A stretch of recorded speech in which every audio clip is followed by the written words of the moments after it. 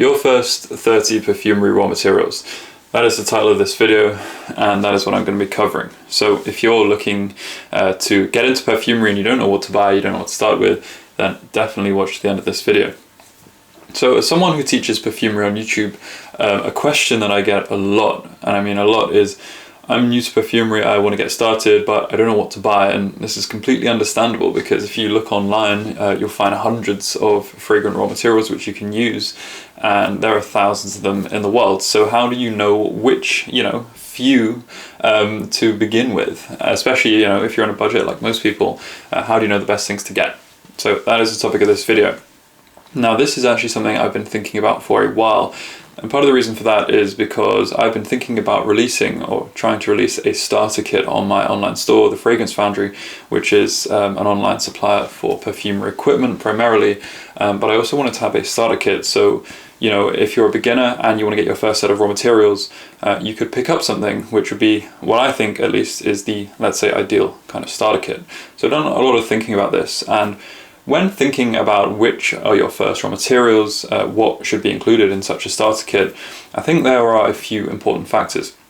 So the first one is I want it to be a good value, beginner-friendly starter kit. So the emphasis there on that, firstly, it should work for you as a beginner. It should kind of give you everything you need to get going and give you, let's say, the best selection of stuff, while at the same time being as budget friendly as possible. I.e., you want to get the most stuff for the least money, right? You want something that is really good value so that you can get started in perfumery for the lowest investment possible, because you may go and buy all this stuff and see that you don't actually like it, right? So I think it's good basically to find this balance of being as functional as possible while also being budget friendly. And one of those factors that comes into that is actually the number of things in the kit. Now, some starter kits have 20 or so things, and I think it's quite hard with 20 raw materials to actually have enough to be able to do a lot with it. Whereas when you start getting over 50, I actually think you don't need 50 things to begin with. You can begin with 20 if you want to, but I think the sweet spot is around maybe 25 to 35, and because after going through all the raw materials and trying to work out what I think would be in a great starter kit, I've landed at this number, which is roughly 30, give or take. There are some things which aren't quite so important if you wanted to minimize a little bit, or some things you could add on as extras if you want to go a bit further. But I think this kind of number, around 30 raw materials, this gives us enough stuff to work with to give you a really good starter kit that's still pretty affordable. So as for the raw materials which are selected in the starter kit, I think there are actually a few more criteria that are pretty important. Now, the first one is I think it's important to have some of the most famous and common raw materials. And that's because there are certain molecules, for example, things like hedione and isoe super, that if you've looked at any perfumery content, you've probably heard about. And I think it's pretty important for a beginner to have these molecules that everyone's talking about online. Most perfumers are using all of the time. And obviously there's a lot of molecules, that are used frequently. But I think in this kind of starter's kit or beginner's kit or whatever you're going to get into your first purchase, ideally you would have some of the, at least the most famous and the most commonly used things, because that's just useful to have, right? Now, the other thing is I actually think it's important for you to have a lot of different accords and potential blends that you can make with a starter kit, because it would be really easy to get a load of simply famous or common raw materials that you wouldn't necessarily be able to do anything unless you've picked them carefully. So what I also think is important in that selection of your raw materials is to make sure that a lot of potential accords are already included. So having a small set of raw materials, that gives you a large number of potential accords that you can make. Now, obviously in perfumery, you can always make, let's say, infinite numbers of accords, as many as the set of raw materials give you. You could try out different things, but there are quite a few well-known, let's say, or more classic accords, and I especially think as a beginner getting started, these are a perfect place to start off. So in this kit, I'm thinking, can you make a basic fougere, a basic chypre, an amber accord, a citrus accord, things like that. So I'm trying to do this in my selection. Now, I also think it's important to be able to actually go and make some kind of final perfume formula with your beginner's kit, potentially even, a few different types that you could make.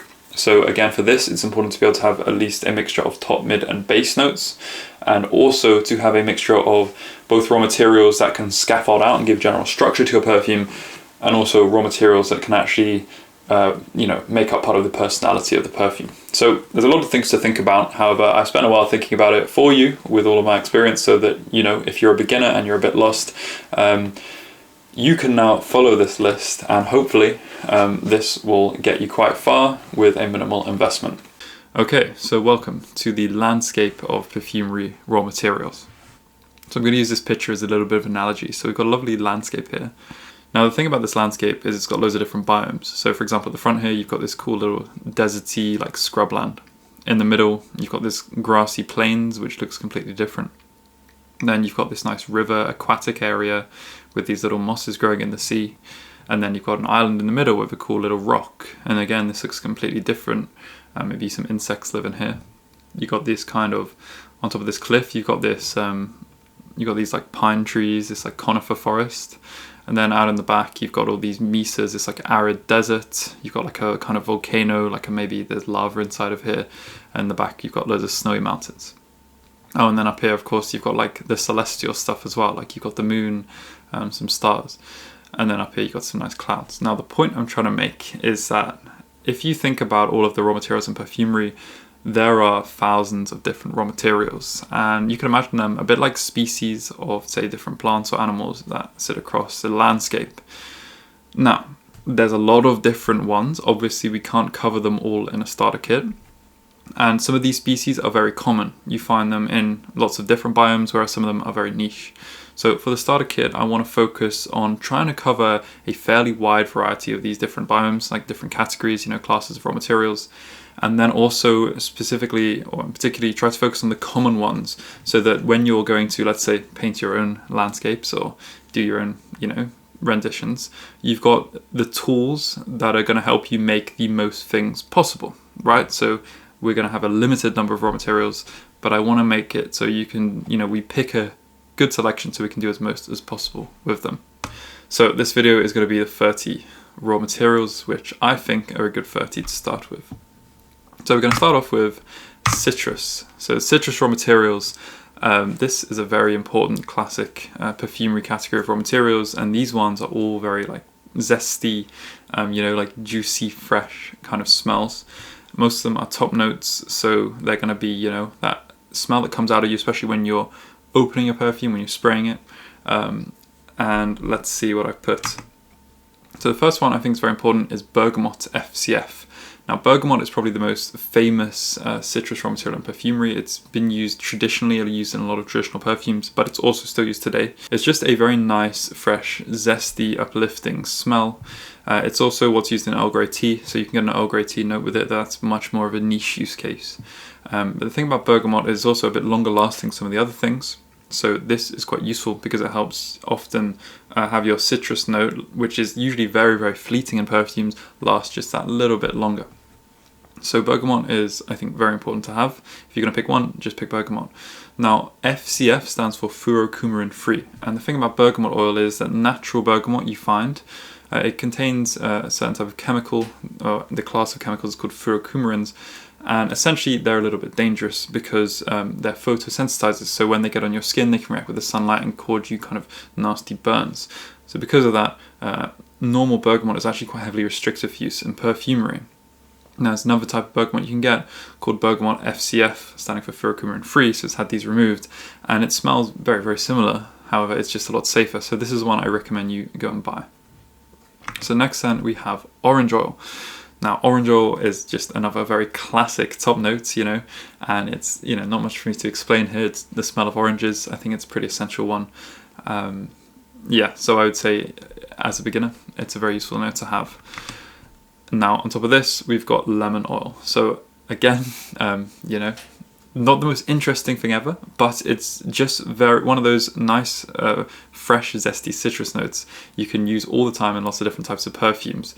Now, I find orange oil to be a little bit sweeter and lemon oil to be much more fresh and kind of, it's really, that really bright kind of zingy note. So they've kind of got different use cases. I find orange oil, for example, can go well, especially more in like darker or more woody kind of perfumes. And I find lemon oil can go especially well in like aquatic, really bright, fresh perfumes.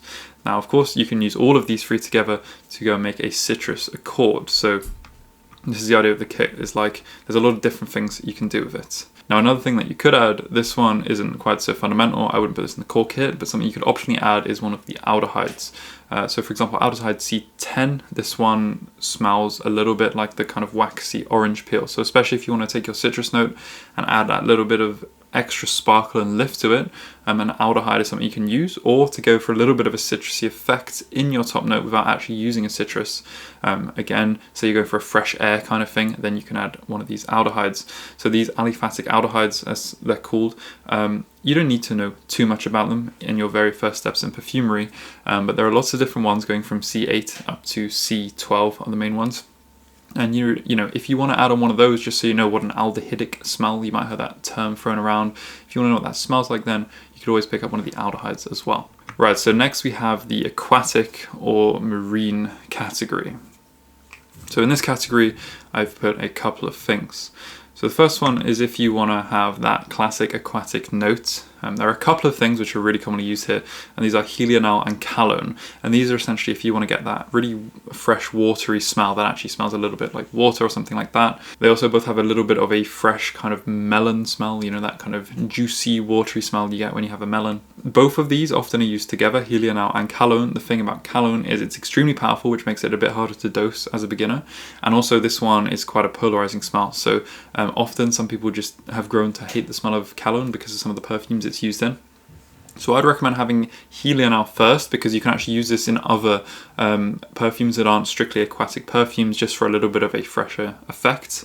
But if you really like aquatic perfumes or you want to explore that category, then definitely get both of them. So the next thing I got for you is dihydromercenol. Now this one, you could categorize it differently. It's not strictly an aquatic note, but you know, I had to take a little bit of liberty with the categorizations for this little presentation for you guys. I'd probably class it technically as aromatic, but it's an aromatic note with a very fresh, watery facet to it. So I put it in aquatic for this version. Now, dihydromercenol is a certain smell. Some people love it, some people hate it, but it's this very fresh, kind of herbaceous, watery smell. And it's a distinctive and iconic smell that's used in a lot of fragrances, especially ones that were famous in the 90s. And I think it's very important for you to at least know what this smells like, regardless of whether you love or hate it.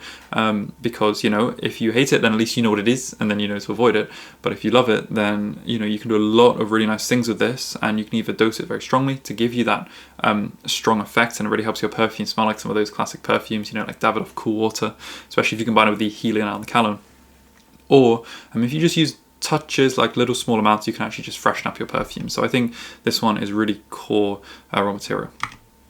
And finally we have ambroxan. Now again, you can categorize this a little bit differently. You could put this in amber, but it's also to some degree a marine smell.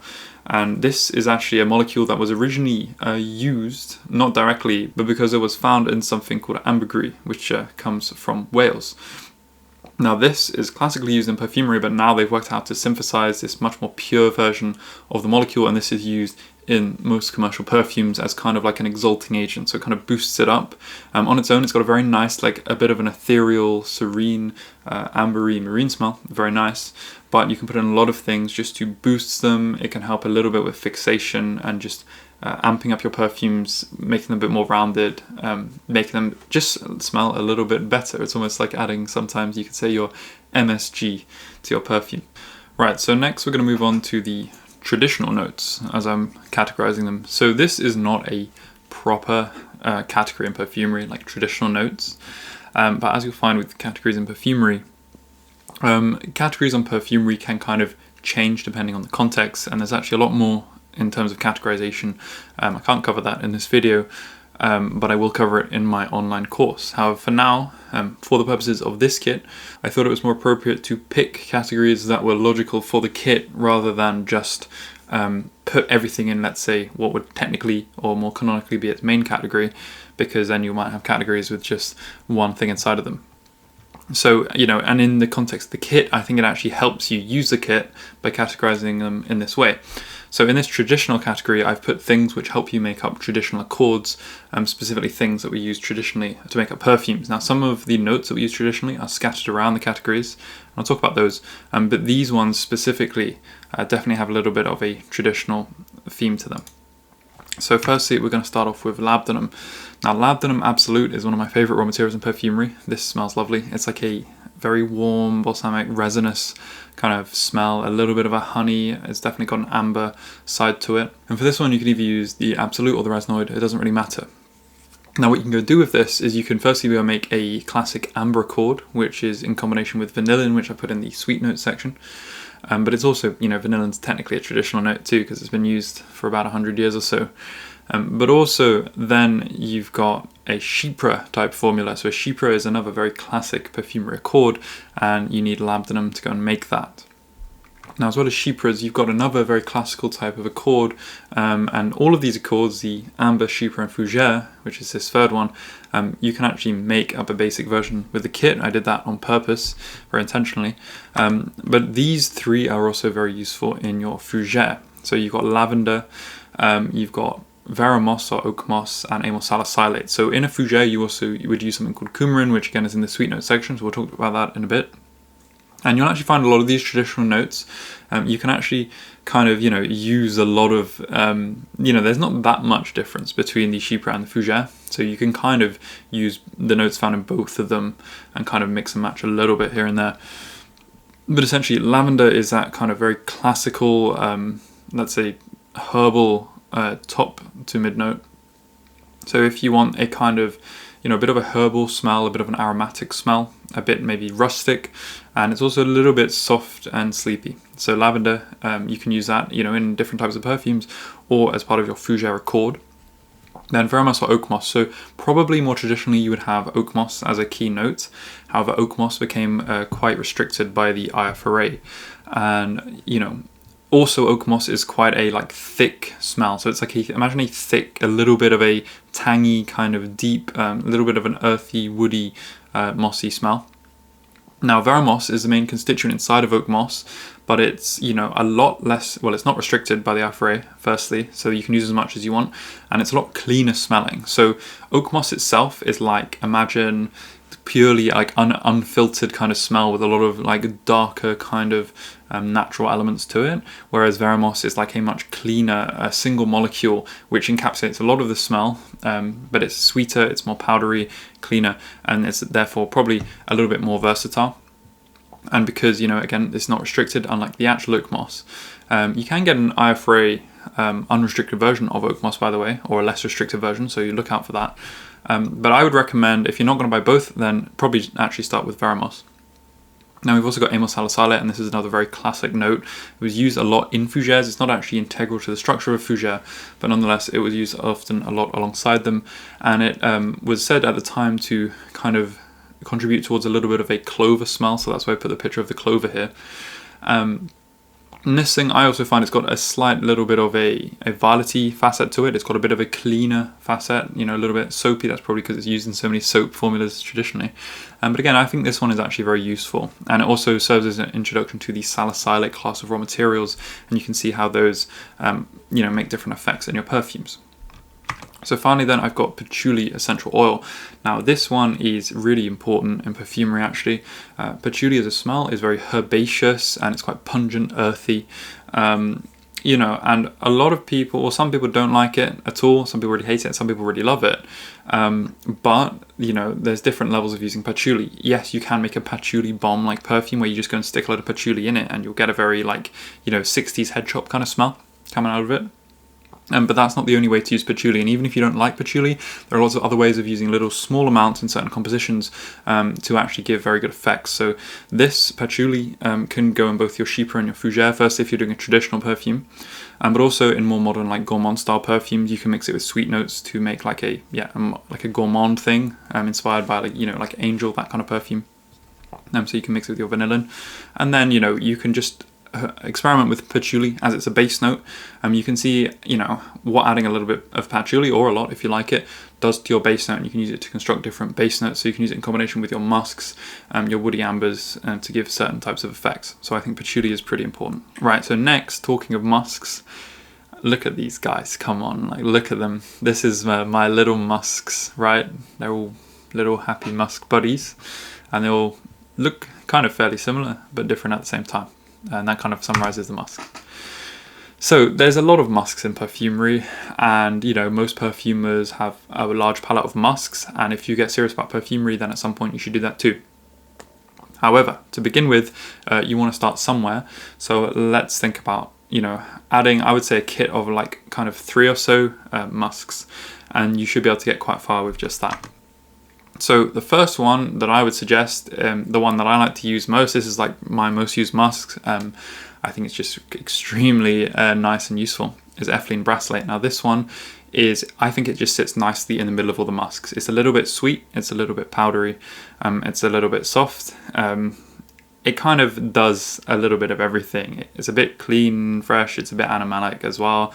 It's a bit, it's just a little bit in the middle. And it's quite soft and subtle, but it's also still noticeable.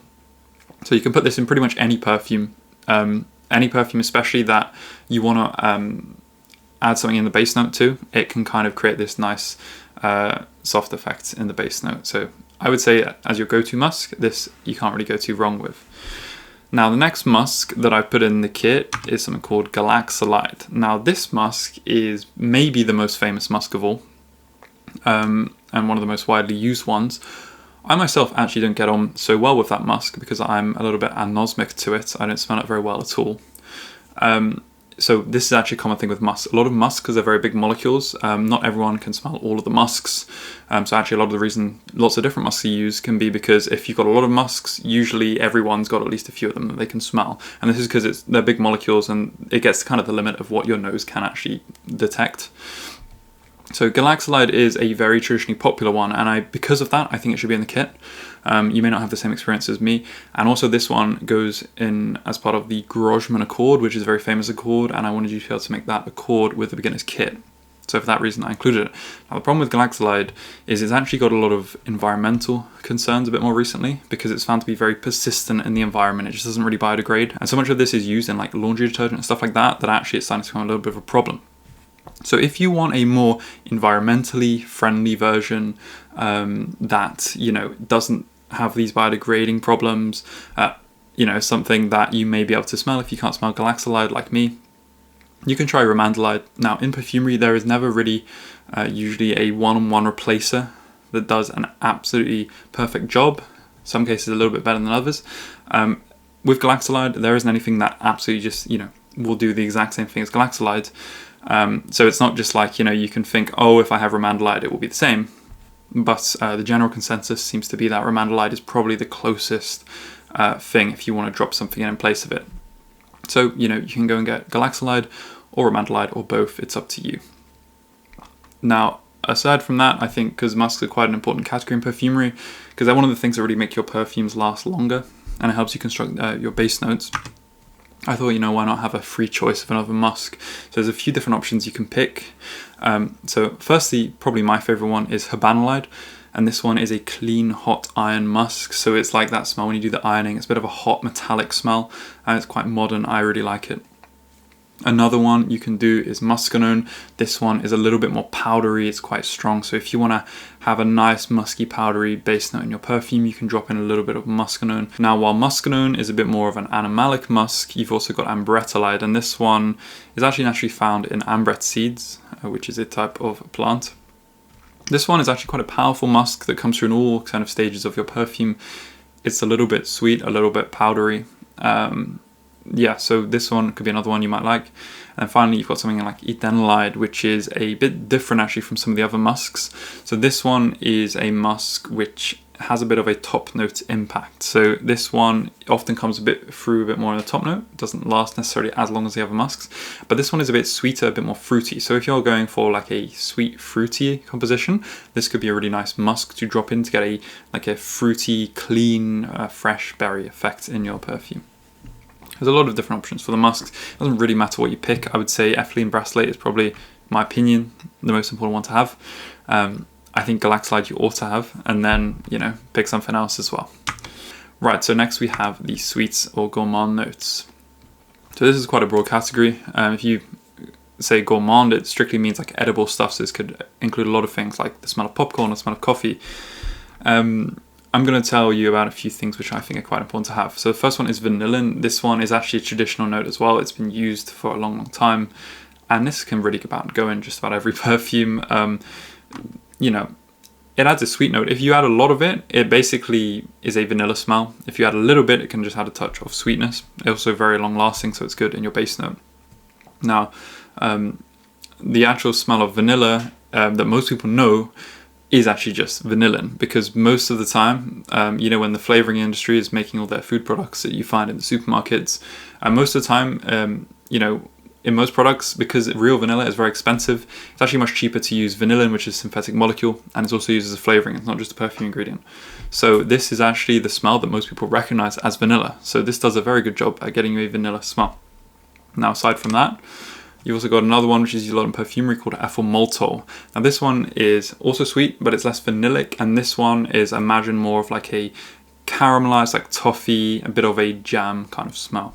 So this one can go and add like a nice big, like radiant sweetness to your perfumes. And actually this one often helps with the sillage, as they call it as well, which is that effect, when you're walking around and your perfume can kind of follow you around a little bit. This stuff's very powerful, but it's also very popular and very common. You may or may not like it so much, but I think it's a good thing to have in your starters, let's say arsenal of raw materials. So as well as that, we've got coumarin. Now, this one is an interesting note. This one's been traditionally used in perfumery for a long time. It's also used in those fougere accords that I was talking about before. But on its own, it actually smells a bit sweeter. Some people describe it as a hay-like smell. It's also got a sweetness and a bit of a marzipan facet to it. This was actually used to be used for things like cinnamon buns. And then it was found out that, you're not really meant to eat it, but some people still do. I think it's banned by the FDA in America or something like that. Anyway, coumarin is another useful note. It can be used to make sweet accords, and actually just a lot of different types of things. It's also got a bit of an ambery side, so you can use it in amber perfumes. You get the idea. Now, another thing I would thought would be good to have is something like a bit of a sweeter heliotrope note. So if you don't know, heliotrope is a type of flower, and there is something called heliotropin, which is quite a famous molecule in perfumery that is like a bit reminiscent of that flower. So it's a soft floral smell, but unlike other florals, which are just quite strictly floral, this one is very sweet, and it's a bit of a fruity leaning direction, almost a bit of a cherry-like smell. So if you want a nice, lovely kind of soft, powdery cherry sweetness smell, you use something called heliotropin. Now, unfortunately, this is banned in most places because it can be used to make certain substances which you are not allowed to make. So because of that, you've got a couple of options. You can either use heliotropin diethyl acetal, which doesn't smell as strongly, but it still retains its character pretty well. Or you can use verotraldehyde, which is actually closer to vanillin. It's somewhere like between a vanilla and a heliotrope smell. And this one is very long lasting. You can use it in your base notes. And you can use it to construct a heliotrope accord alongside other things, for example, anisaldehyde, which is also in this kit. And I'll cover that a bit later. So I think it's nice to have one of those kind of notes, because it means if you aren't going for the strictly like classic bakery style of sweetness, you've also got, say, a more floral kind of sweetness that you can use for different types of perfume. So you've got a bit of variety in the things you can do with the kit. Right, so now we have, I think you know what this is, woody notes. So there are loads of woody notes you could use in perfumery, and obviously it's going to be very hard to fit just within a couple, but I think I'm going to show you what I think are at least the most important, and say you're going to have to just pick three, kind of what your options are. So I think first of all, a very famous one in perfumery is Isoe Super. Now, a lot of people don't even know necessarily that it's a woody note, but it is a kind of woody amber molecule, and what it smells like is, it's a bit woody, and it's like this nice velvety kind of cedar-like, a little bit woody effects, and this thing's very diffusive and radiant, and because of that it's very famous, because it's actually used in perfumes, especially these days, in massive amounts because of that lovely effect it gives. Most people like it. It can be used as much as 50% of the formula in some cases. So as a beginner, I would definitely recommend, this would be probably in the top 3 things that you should have. This one's very important. Now, aside from that, I also think Vertifix is a good one to have. And there are lots of different types of woody notes, and one of those types are cedarwood notes. Now, the thing about cedarwood oil on its own is it's kind of, it's a bit more traditional, but it's a bit harder to work with because it's kind of complex and strong, and it can overpower your perfumes quite easily. Now, of course, cedarwood is a very good note to have as well, so if you can, have both. But Vertifix, I like to think of it as the modern, clean cedarwood molecule that you can drop in. You can use it a lot more liberally, and it will give you a nice woody note that's a lot cleaner, and it will make your perfume smell a lot more modern, so it's much easier to use, especially as a beginner. If you want, you can get both, and then you can actually make your own kind of clean cedarwood cord by having something like, say, like 4 parts Vertofix and 1 part cedarwood or something like that. So finally, it's where it gets a bit tricky. The thing with the woody notes is, honestly, there are quite a lot of different things you may want to have. So I'd say pick one of these 3. If not, you could even get all 3, but I would say try to pick one of these. So firstly, you've got eugenol as an option. Now this is not purely a woody note, it's a bit of a spicy note as well, but I didn't want to have a spicy category for this raw materials set, because I think there are a lot of good spicy notes you can have, but I wouldn't say they're exactly what you need as a beginner unless you really are a big fan of spicy notes. So eugenol is probably the most canonical spicy note of all, and this one is found naturally in cinnamon cloves, and it's a very warm, woody, spicy smell that you probably recognize instantly. It's useful especially in Christmas time accords because it's often used around Christmas as a spice, but you can use it really in a lot of things. You can actually use it in certain fruit and flower accords as well, so it's very useful raw material. Now, if you like more traditional perfumes and you want to focus in on your, say, chypres and fougères, and you like something that's a bit darker, a bit more rooty, a bit more earthy and still quite warm, then I'd recommend picking vetiver essential oil, which is actually one of probably the most traditional notes again in perfumery. So this one would be another good option. I find it can be a little bit difficult to work with sometimes. It doesn't necessarily fit in every composition, but it's a really important note to have as a perfumer. So this could be another one you could choose. Then finally, you can also pick a sandalwood note, because this is another big category of woody notes. So if you can afford sandalwood essential oil, then that would be great. That stuff can be very nice, but I would say always stick to good quality suppliers, and when you stick to good quality suppliers, sandalwood oil can get really expensive. So if you can't do that, but you still want a sandalwood note, then probably the best thing to do would be just like in the cedarwood case, how instead of cedarwood as natural, you can get Vertofix, which is I call it the clean modern molecule that you can use for a cedarwood note. For sandalwood, there's something called bacatanol, and you can go and get that, and it's like a clean modern sandalwood note. It doesn't capture obviously all the complexity of sandalwood, but it does a pretty good job of actually you being able to put it in your formula and get a nice sandalwood impression for what is an inexpensive molecule. So that's what I recommend for the woody notes. Pick one of those 3, or if you want, just get all of them. So now we're on to the florals. Now, floral category is very big and very important in perfumery, and you'll find floral notes are actually very important in creating the heart often and the mid notes of your perfumes.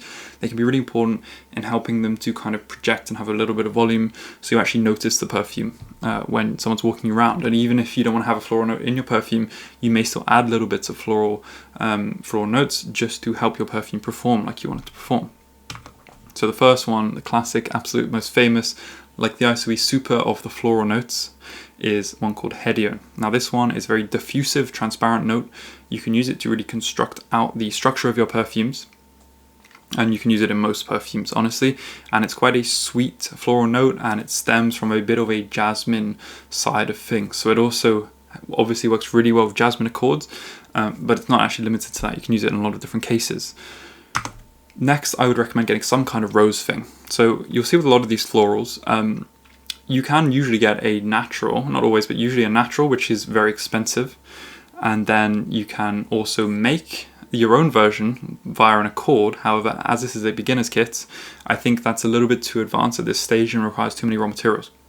So to keep it simple, it's easier to actually just go and use a version of the notes. Now for all of these, I'll give you a more expensive or less expensive version. So for rose, if you can afford the real essential oil or absolute, they're both a bit different, but realistically it doesn't matter which one you pick. That would be great. However, not everyone can afford that. I didn't for a long time when I started. And if you can't do that, then simply buy rose base. There's some really good ones out there, like Firmenish's Rose Essence base or Gévaudan's Rose Givco base. And they do a really good job actually in the formula, and they are a nice rose smell, so you can just use one of those instead. Next, same thing for Orange Blossom or Neroli. So if you can get Neroli essential oil or Orange Blossom Absolute or something like that, yeah, that's great. But if not, you can use Orantiol, which is a big component often of the accords to make those notes. So you can just use that instead, and you can still kind of construct colognes with it, which are a classic type of citrus perfume that often use these notes. Or you can even use it in other perfumes as well.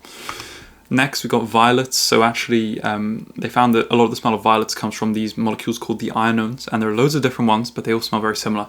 So I really think as a beginner, in a beginner kit, you just want to get one. It doesn't really matter which one, but I recommend methylione gamma, and that's because you can use this one to make that famous Gourmand accord I was talking to you about a little bit earlier when we were talking about the galaxolide. That one also has the hedione and the isoe super from before.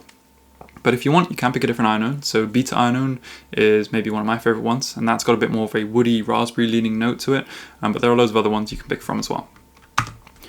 Now in perfumery, lily molecules are very important, but there's also a lot of them, and a lot of them smell quite similar. There is definitely variation between them, and different ones have different directions. But I would just pick one, and the one I would recommend is called Floral, and this one is, I just think, the best. In the similar how ethylene bracelet, I felt like for the musks, it's this great inexpensive musk you can use all the time, and it's just about in the middle. It's just like your perfect generic one. For me, Floral is like that for the lily molecules. However, there's different things you could pick as well. You can both use these in the future to make your own lily accord, but these are really useful actually when you're making perfumes. I find they're very useful in if you want to freshen up a perfume and help it radiate a bit without actually adding a more, let's say, a floral with more personality. Something like a rose or an orange blossom can make your perfume smell more strongly in that direction, whereas lily molecules are a lot more soft and subtle, so you can throw them in without having to make the perfume smell like a lily. Or if you want to go for a lily smell, then you could use that as a centerpiece of your perfume, and then use other notes like maybe hedione and some lighter kind of fresh notes to help balance it out. And then finally, I would say try to pick a jasmine note. So jasmine is the other really big floral in perfumery. If you can afford Jasmine Absolute, that's fantastic. If you can't, then poor man's jasmine. They used to say it's something called ylang ylang. Now, I don't really like this myself. It's a much cheaper flower. I think it smells a bit like an aniseed kind of smell. But traditionally that was something that was used often to replace jasmine, so you can pick that. Otherwise, you can use something like hedione, and then you can use a jasmine base if you want to get a jasmine base. That's very good too.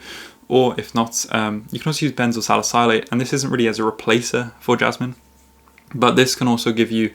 It's a blender that's often used with jasmine, so you can kind of get that now and then get jasmine later, and it can also be used up in a lot of other types of perfumes to kind of help structure the perfume. So it's another thing that can be nice to have.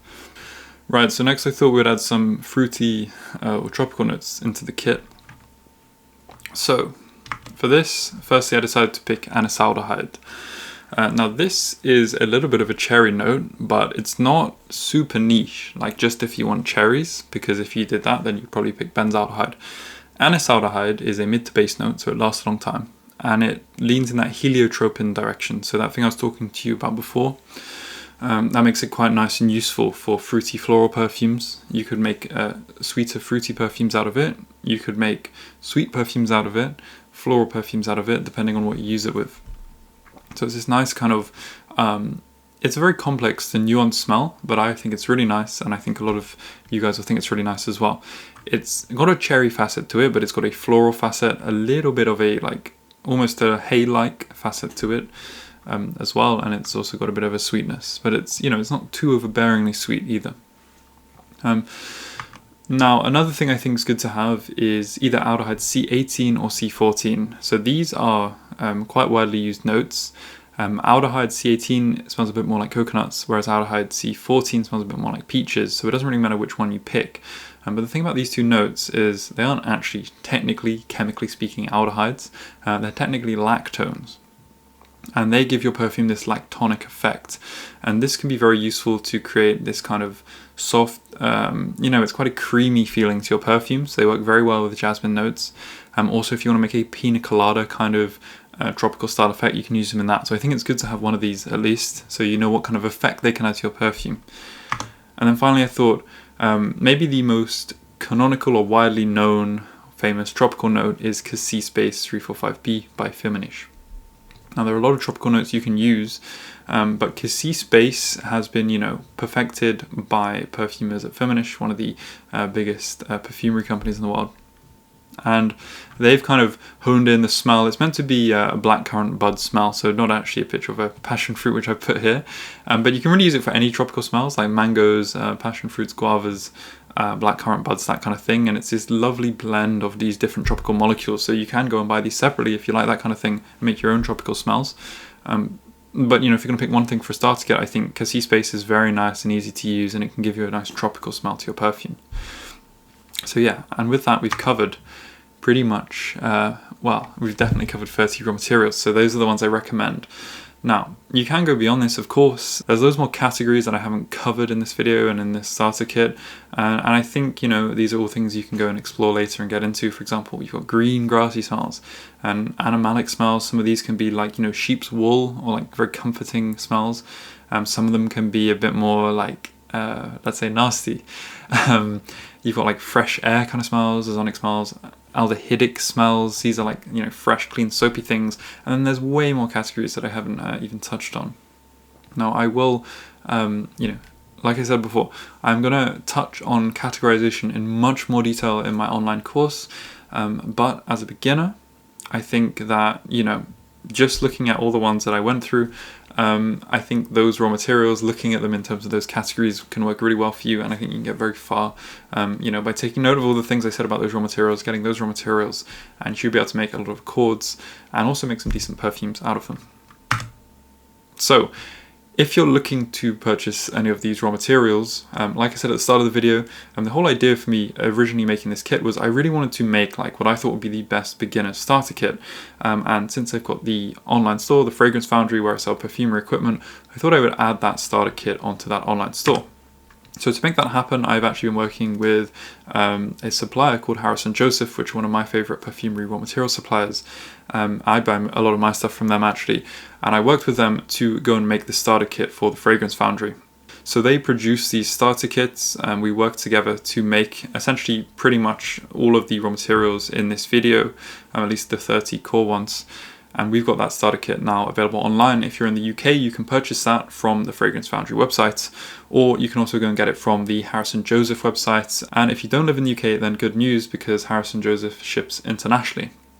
So on the Fragrance Foundry page, there will be a link to the page on the Harrison Joseph website. So you can go and purchase off that anywhere in the world pretty much. Now, you don't have to get these raw materials from us, of course. You can go and get them anywhere you want. So if it's not convenient for you to buy it from here, I think we've done it really good value. So honestly, I don't know if you're about to get them this cheap anywhere else. I kind of doubt it. But, you can go anywhere else to buy these. So like Perfumes Apprentice, for example, is another good online store. If you're in Europe, there's like things like PCW, the Hexaridge. There's a lot of different options. Check out my main perfumery course video on a full list of suppliers. Now, what I will say though is make sure you use a quality raw material supplier. So this is a supplier specifically tailored to selling perfumery raw materials. And the reason for that is there are loads of different essential oils you can find on the internet, but I'd say 95% of those are not of the quality level that you want to have for perfumery. So usually a lot of these are way more like mass market, made in like big extractions. They're a lower grade, and they're not really, I would say, the level of quality you want if you're making a fine fragrance perfume. A lot of them are used in like a lot of cheaper products and for aromatherapy and other things like that. So make sure you are buying, wherever you choose to buy from, a quality perfumery raw material supplier. Same even for synthetics. Some of these synthetics, you'll actually notice the difference in quality between a bad quality supplier and a good quality supplier can be very big. So again, refer to the suppliers list on the raw materials section of my perfumery guide. There'll be a link to that in the description. And if you just want to make sure, if you don't want to worry about it and just get like, know you're getting the right stuff, good quality stuff, then you can just purchase the kit on thefragrancefoundry.com. Anyway, so there you have it. So these are my 30 beginners raw materials. So in the future, I'm going to be doing some more videos with this kit of raw materials. So if you got those raw materials, you might be able to follow along. Essentially, I'm just going to be like, if you get this kit, once you've got all these raw materials, what do you do with them? What are your first steps? And I'm also going to be giving you some advice on different things you can actually blend with this kit. So some of the things I talked about in this video, for example, maybe like a Chypre or an Amber Accord, some other stuff. I'll explain to you how you can use this kit and actually go and blend those up, and then with that you're pretty much getting started doing perfumery. So I hope you enjoyed this video. If you liked it, be sure to give it a like and subscribe to the channel for more videos just like this and see the future videos that I come out using the kit. And until then, good luck with your perfumery, and I'll see you next time.